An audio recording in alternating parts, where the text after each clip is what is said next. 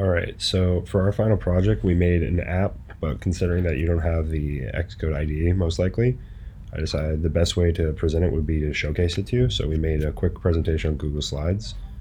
So what our app is, it was called Dino. And before I explain what exactly the app does, I wanted to go over a few statistics on why this is necessary.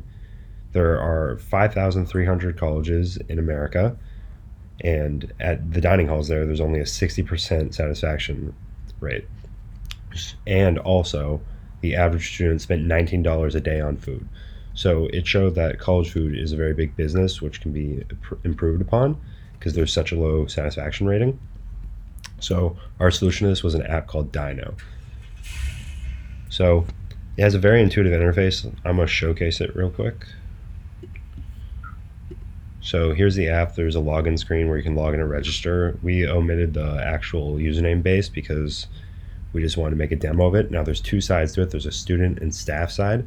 First, I'll showcase the student side. So you have the number of occupants and peers at any given time, or any dining hall that is. This can be very generalized and scalable.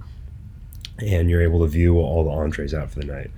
So you have a list of all the entrees there are, and you can rate them however many stars you want. And then you can exit back out, and then you can go to the staff side.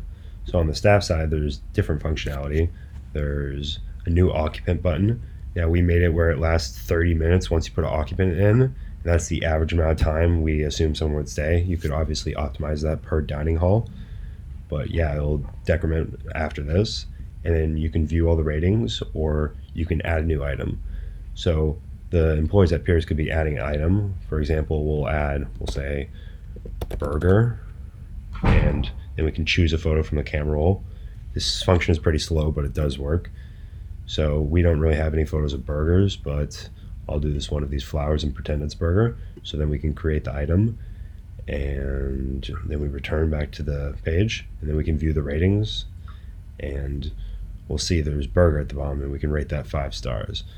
All right, so now back to the presentation. I'll show you the code after and explain how it's organized and everything, but first I'll finish why this is necessary. So what this will provide is it'll provide student ratings, and this will allow the dining hall themselves to optimize their menus and provide more food that students actually want and overall improve satisfaction. And one thing this will help do is it'll reduce food waste. And I believe it was 2015 alone, there was $218 billion in food waste in America. And if you're providing food that the students actually want to eat, then this will reduce this number greatly, at least in colleges. So food waste is a massive problem, and this would be a good way to counter it. And this also just optimizes the dining experience for both the students and staff. It creates a very intuitive interface for both sides of it, and it'll just lead to a more organized dining experience. And we're looking at competition for this potential business, and there's not a lot. What it seems like is most schools just have their individual dining hall systems where they post their meals, but this would be scalable to anything. 2 schools that had this were USC and Yale, and our business plan would be selling it as software as a service, meaning a school would just pay a fee. They'd say we'd have like a $1,000 flat rate, and then for each 1,000 students it'd be like an extra $100 per year, and we'd just sell it like that. And other companies that do stuff like this are Canvas, which is one Stevens already uses, or like Google Classroom or any service like that, G Suite. It'd be just sold the exact same way.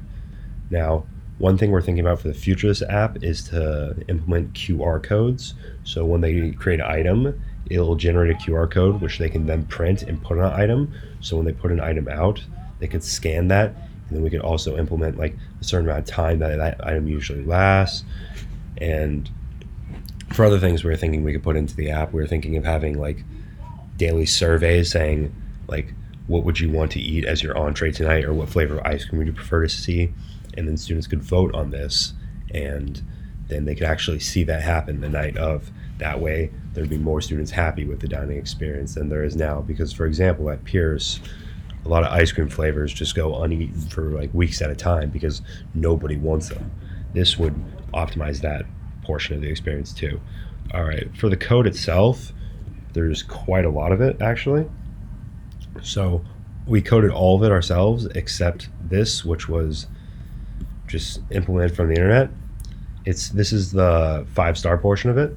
So for the code, we made a whole bunch of different classes for each of the functions. We have button classes, we have 2 of those, and we have a label, which is just like a text field in it, but we made this certain colors for it. And we made a gradient, which can be seen in any gradient portion of our app. So for example, there's a subtle gradient right here, and there's another gradient we have, and then we had a header view, which was the actual header at the top of the screen. I'll show that to you right now. It's this header right here, and then the Cosmos, as I said, was just the star rankings. And then we had the food view, which was the view we could scroll through. Then we made a class for the items, which was this. It was the photo, the title, and the amount of stars it was. And then we also had an item manager, which organized all the items. Then we had another kind of text field that can be seen right here. That's not the label.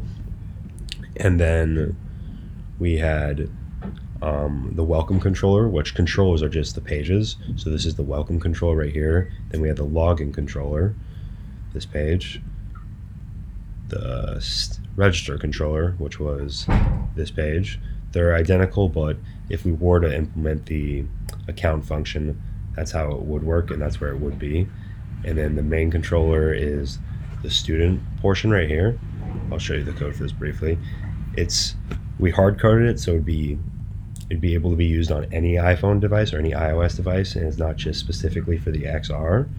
And then the main controller school side is in reference to when we log in through the school portion, and it's slightly different, but kind of different. And then we had the view all controller, which was the page with all the ratings. And then we had the add item controller, which I showcased earlier, but it's right here. Yeah, where we can make our item. And then we had the food table controller, and that was another thing used to organize all the ratings. And for the design portion of this app, we also had to make,